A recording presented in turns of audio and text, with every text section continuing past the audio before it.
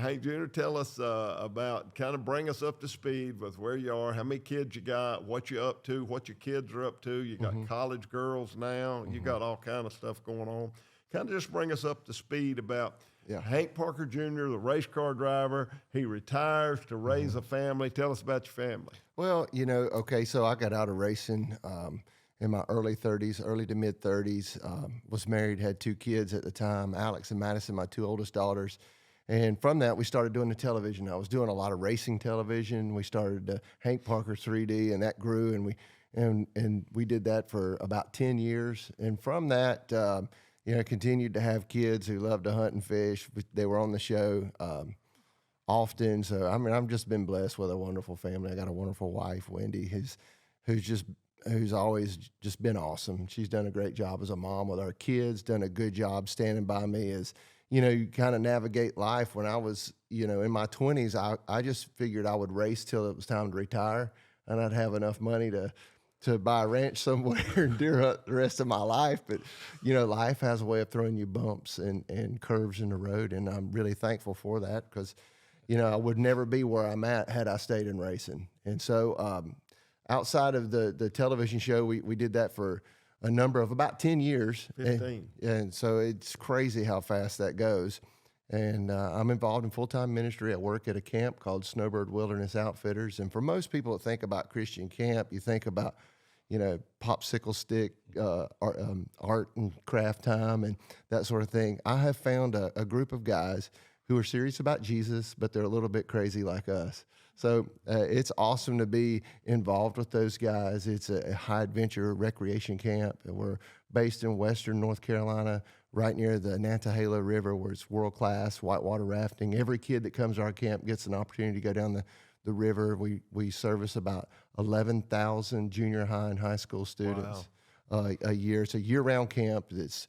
These guys, they take it to the next level when it comes to having a good time, recreation, but they're very serious about kids knowing and following Jesus and having their lives transformed by the gospel. And so it's just something that in the kind of towards the end of my racing career, I was very interested in, and it's just that's continued to grow, and it's a privilege to be a part of that team. So that's what I'm doing now. I live in western North Carolina. I have 5 kids. I have 2 kids that are out of the house. My 2 oldest daughters, Alex and Madison, are in school and working, and Boon's a junior in high school. He plays football and on the high school shooting team, which a lot of people probably confused that. Let me hold you right there. The high school shooting team, they had a competition last week. I got a copy. Wendy sent me a copy of the newspaper. Boon's on the front page. Shot almost a perfect score. Yeah. The high score that's ever been shot in the history of that particular competition. Yeah. He won by a landslide. Yeah. But tell me what he shot like. Okay, so it's first of all, it's a high school shooting team, and there's several in our area that still do that. So you have archery, you have 22, and then you have skeet. And so you have a possibility of 200 points in each one. Boone shot a 200 in archery, which is a perfect score. You shoot from, I think, 10, 15, 20, 25. You have 5 targets. Then you have 22, which you shoot in 5 different positions. And that's prone, sitting, kneeling, and standing. And then you have skeet, which is basically a 5-stand trap. And he shot 200s in archery and the skeet, and then he shot a 198 in the 22, which is pretty crazy standing up.